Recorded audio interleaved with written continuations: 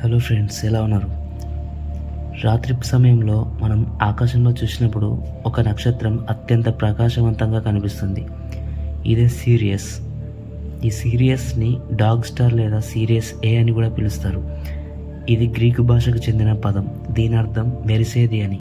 ఈ serious A and B అనేది ఒక బైనరీ స్టార్ సిస్టమ్. అయితే 1862లో సీరియస్ బి అనే సహచర నక్షత్రాన్ని కూడా కనుగొనడం ఖగోళ శాస్త్రవేత్తలను ఆశ్చర్యపరిచింది. నాసా ప్రకారం సీరియస్ బి సీరియస్ ఏ కంటే 10,000 రెట్లు మసకగా ఉంటుంది. ఇది కంటికి కనిపించదు. సీరియస్ భూమికి 8.6 కాంతి సంవత్సరాల దూరంలో ఉంది. సీరియస్ మన సూర్యుడి కంటే 20 రెట్లు ఎక్కువగా ప్రకాశవంతంగా ఉంటుంది. ఈ సీరియస్ స్టార్ని ఆకాశంలో గుర్తించడం చాలా ఈజీ. ఒరైన్ బెల్ట్ని పాయింటర్గా ఉపయోగించుకొని చూడవచ్చు. ఈ బెల్ట్లో ఉండే 3 నక్షత్రాల ఎడమ వైపున కింద వైపు సీరియస్ నక్షత్రం ఉంటుంది.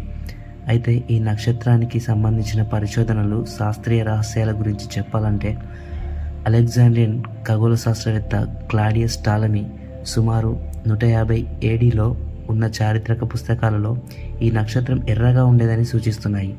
కానీ ఈ రోజుల్లో ఇది చాలా ప్రకాశవంతంగా తెల్లగా ఉంది. ఇలా ఎందుకు ఇంత తక్కువ కాలంలో జరిగిందనే వివరణ ఇప్పటికీ లేదు. గ్రీకులు మరియు పాలినేషియన్లు, అనేక ఇతర సంస్కృతుల పురాతన ఖగోళ రికార్డులలో ఈ నక్షత్రం ప్రస్తావన ఉంది. ఈజిప్షియన్లు సూర్యోదయానికి కొద్దిసేపటి ముందు తూర్పు ఆకాశంలో సీరియస్ని మొదటిసారి కనిపించినప్పుడు వారి క్యాలెండర్లో మార్పు చేసుకునేవారు. దీనిని వారు ఇంకా నైలు నక్షత్రం అని పిలిచేవారు. ఎందుకంటే నైలు నదిలో నీటి మట్టం పెరగడానికి ముందు ఈ నక్షత్రం తూర్పు వైపు ఆకాశంలో వస్తుంది. తద్వారా వారు పంటలు వేసుకోవడానికి పనులు ప్రారంభించేవారని చరిత్రకారుల వల్ల తెలుస్తుంది. ఓకే ఫ్రెండ్స్, ఈ సీరియస్ నక్షత్రం గురించి కొంత సమాచారం అయితే తెలుసుకున్నాను అనుకుంటున్నాను. And thanks for watching.